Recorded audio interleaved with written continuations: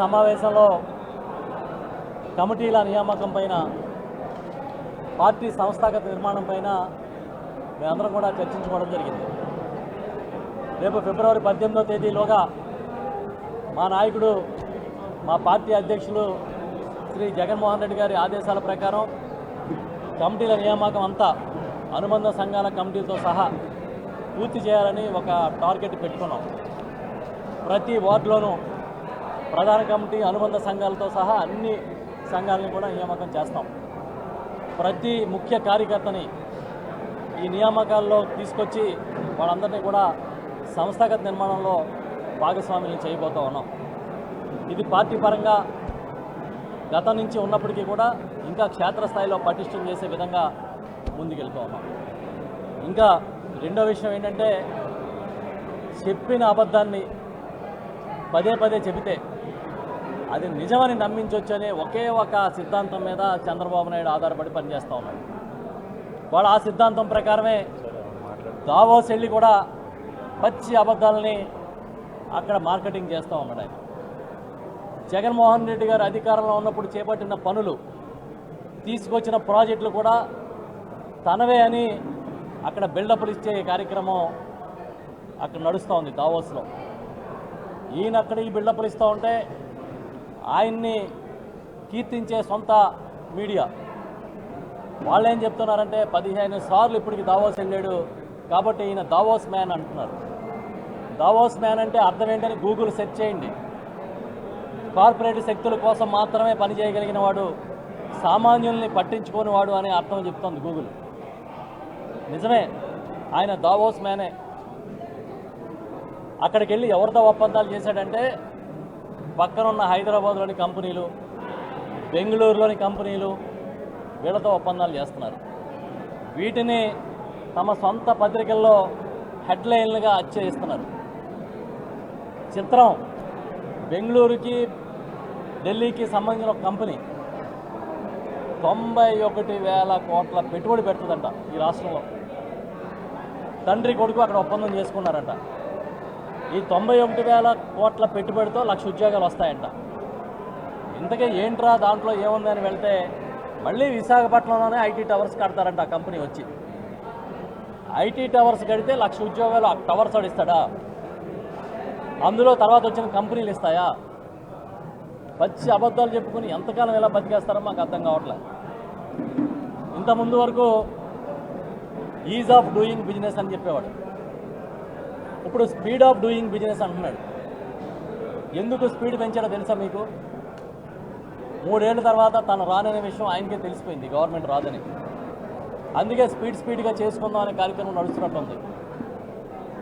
ఏది speed of doing business అని అడుగుతున్నాం మేము. బిజినెస్ అంటే మీ వ్యాపారం. ఈ వ్యాపారం కేవలం కార్పొరేట్ శక్తుల కోసం చేస్తున్నారు మీరు. ఒక పేదవాడికి ఒక పెన్షన్ ఇచ్చిన పాపాన లేదు, ఒక పేదవాడికి ఒక గజం భూమి ఇచ్చిన పాపాన లేదు. విశాఖపట్నంలో మాత్రం ఒక కప్పు టీ కన్నా తక్కువ ధరకి ఎకరం భూమి ఇచ్చేస్తూ ఉన్నారు.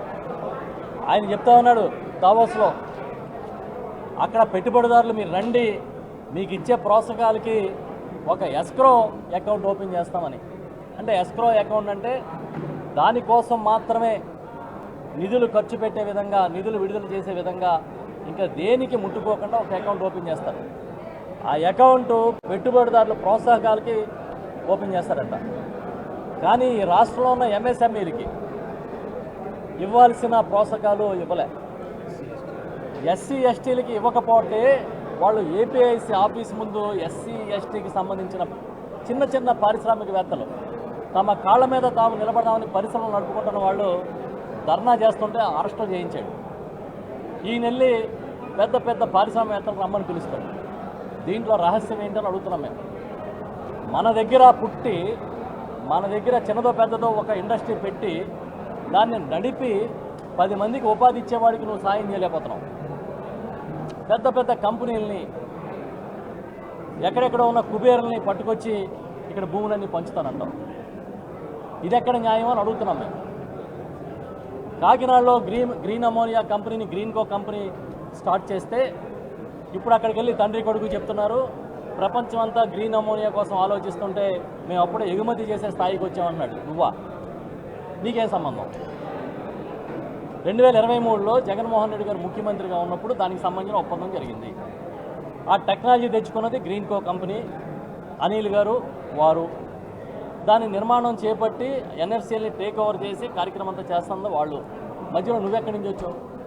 మధ్యలో మీ ప్రభుత్వం పాత్ర ఏంటి? మీరు వెళ్ళి అక్కడ మార్కెటింగ్ చేస్తున్నారు. గ్రీన్ ఎనర్జీని ఈ రాష్ట్రంలో తీసుకొచ్చి జగన్మోహన్ రెడ్డి గారు పెద్ద ఎత్తున ప్రోత్సాహకాలు ఇచ్చి వాటిని ప్రోత్సహిస్తే ఇప్పుడు వచ్చి గ్రీన్ ఎనర్జీ అబ్బో మా దగ్గరే ఉంటాం. ఈ దేశానికి వచ్చే పెట్టుబడులు 25% ఆంధ్రప్రదేశ్కి నేనే తెస్తున్నానంటాం. మేము అడుగుతున్నాం 2014-19 మధ్య ఇదే విశాఖపట్నంలో సమ్మిట్లు పెట్టి మీరు ఎంఓఏలు చేసింది ఎన్ని లక్షల కోట్లకి? ఎన్ని లక్షల కోట్లు ఇవాళ రిలీజ్ అయ్యాయి? ఎన్ని పరిశ్రమలు వచ్చాయి? ఎంతమంది ఇన్వెస్ట్మెంటు ఎంఓఏల ప్రకారం చేశారు? ఎంతమందికి ఉద్యోగ ఉపాధి అవకాశాలు వచ్చినాయి? ఒక శ్వేతపత్రం విడుదల చేయండి అని చెప్పి మేము డిమాండ్ చేస్తాం. 2014-19 మధ్య మీ ప్రభుత్వంలోనే ఏం చేశారో మీరు చెబితే ఇప్పుడు చేస్తున్న లక్షలాది కోట్ల ఒప్పందాలకి అందులో నిజాయితీ ఎంత ఉందనేది ప్రజలకు అర్థమవుతుంది. ఎక్కడ దొరికితే అక్కడ ఓకదంపుడు అంతర్జాతీయ మీడియాలో మాట్లాడుతున్నాడంట. అంతర్జాతీయ మీడియాలో మాట్లాడి ఆంధ్రప్రదేశ్ని స్వర్గసీమగా మారుస్తున్నాము, ఇండస్ట్రీస్ హబ్గా మారుస్తున్నామని చెప్తున్నారు. ఎక్కడ అసలు ఈ 2024 నుంచి ఇప్పటిదాకా ఈ రాష్ట్రంలో మూతపడ్డ ఇండస్ట్రీస్ ఎన్నో మీరు ప్రకటించమని చెప్పి డిమాండ్ చేస్తున్నాం. కేవలం ప్రభుత్వ మద్దతు లేక, ప్రోత్సాహం లేక వేలాది ఇండస్ట్రీసు ఈ రాష్ట్రంలో మునిగిపోయినాయి. ఇది అబద్ధమా నిజమా చెప్పమని మేము డిమాండ్ చేస్తున్నాం. విశాఖపట్నాన్ని మీరు అమ్మకానికి పెట్టినట్టుగా, విశాఖపట్నానికి మీరు వేలం పెట్టినట్టుగా వేలం వెర్రిగా ఇక్కడ భూముల్ని మీరు పంచే కార్యక్రమం చేస్తున్నారు. అమరావతి మీ కలల నగరం అని చెబుతూ మళ్ళీ కొత్త పదాన్ని ప్రయోగిస్తున్నారు. ఇప్పుడు ఇవాళ చూసా మీడియాలో బ్లూ గ్రీన్ సిటీ అంట. ఎక్కడ విన్నారా? బ్లూ గ్రీన్ సిటీ దావోస్లో చెప్తున్నాడు. ఎందుకంటే అందరూ మునిగిపోతుందని చెప్తున్నామని ఆ నీళ్లు బ్లూ కాబట్టి బ్లూ సిటీ అంటున్నాడు. అసలు ఇన్ని వేషాలు వేసేవాడు, ఇన్నిసార్లు నాలుగు మడత పెట్టేవాడు ఎప్పుడో కనపడ్డాడు. నోరిప్పితే అబద్ధాలు. మార్కెటింగ్ మీద ఈ ప్రభుత్వం బతుకుతోంది. ఇప్పుడే మా నాయకులు మా పెద్దలు చెప్తున్నారు, చాలా దుర్మార్గమైన, చాలా దురదృష్టకరమైన సంఘటన గాజువాకలో 1 గంట క్రితం 2 గంటల క్రితం నమోదైందని. స్వచ్ఛాంధ్ర కార్పొరేషన్ చైర్మన్గా ఉన్న ఒక నాయకుడు, తెలుగుదేశం పార్టీ నాయకుడు, రివ్యూ మీటింగ్ పెట్టి రివ్యూ మీటింగ్లో అధికారుల్ని చాలా దుర్మార్గంగా ఒత్తిడి చేసినట్టుగా దుర్భాషలాడుతూ మాట్లాడితే ఒక సూపర్ ఇంజనీరు గుండెపోటుతో అక్కడే మరణించాడని చెప్తున్నారు.